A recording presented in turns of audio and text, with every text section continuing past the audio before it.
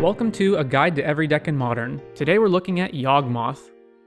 Yawgmoth is a creature-based combo deck named after the titular card originally brewed by Aspiringspike.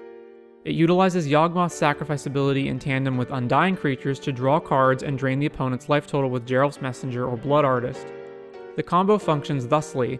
As long as you have Yawgmoth and two creatures with Undying, you can sacrifice one of them and return it to the battlefield, then sack the other, targeting the first one, which will remove the counters from it. In this way, you can rotate which Undying creature has a counter on it and repeatedly sacrifice them as long as you still have life remaining.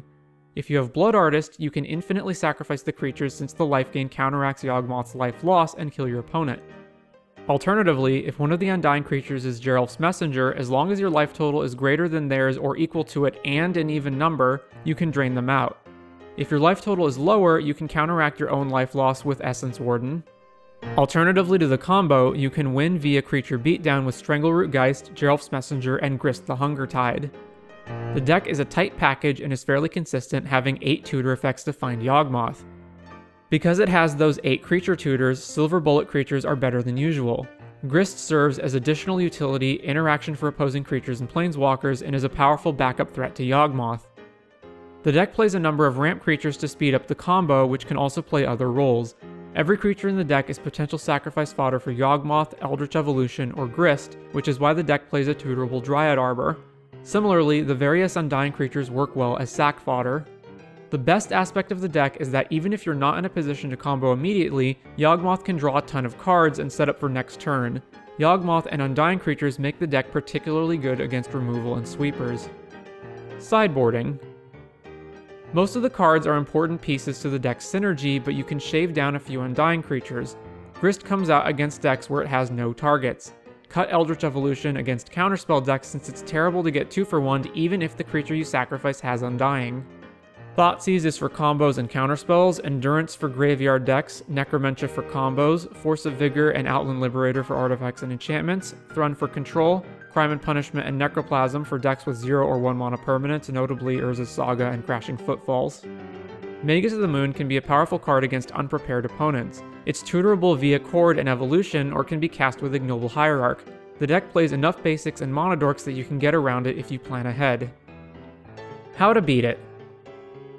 Yawgmoth is good against decks with few interactive cards, sorcery speed or damage-based removal, or which rely on small aggressive creatures such as Ragavan. It can struggle against decks with lots of interaction, instant speed or exile-based removal, fast linear decks containing few creatures, and graveyard hate. Tips and tricks. Sometimes you can assemble Yawgmoth and Undying creatures but not yet have access to the combo. In these circumstances, you can usually draw enough cards to set up a win for the next turn, if not right away. Sometimes you won't have enough resources to make use of Yawgmoth. It's often correct to tutor for Grist instead, as it can be a powerful backup plan. The sacrifice part of Grist's second ability isn't part of the cost to activate it, meaning if you only have one creature, your opponent can kill it in response to nullify the ability.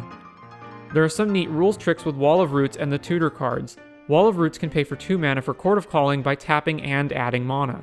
You can also pay for Chord and Eldritch Evolution even when it would put Wall to 0 toughness if you announce payment during the casting of the spell, since state-based actions aren't checked until afterward. You can also pay mana and sacrifice Wall as part of Evolution's cost, again, even if that would put Wall to -5. Because Strangleroot Geist has haste, you can sacrifice it before combat and then attack for 1 additional damage. Dryad Arbor can be found with fetch lands and Chord for 0, useful if you need a creature to sacrifice or to ramp.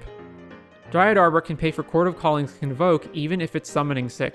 Magus of the Moon stops Dryad Arbor from producing green mana, but it's still colored green. Endurance can be used to pay for Chord of Calling with its Evoke Death trigger on the stack or sacrifice to Yawgmoth.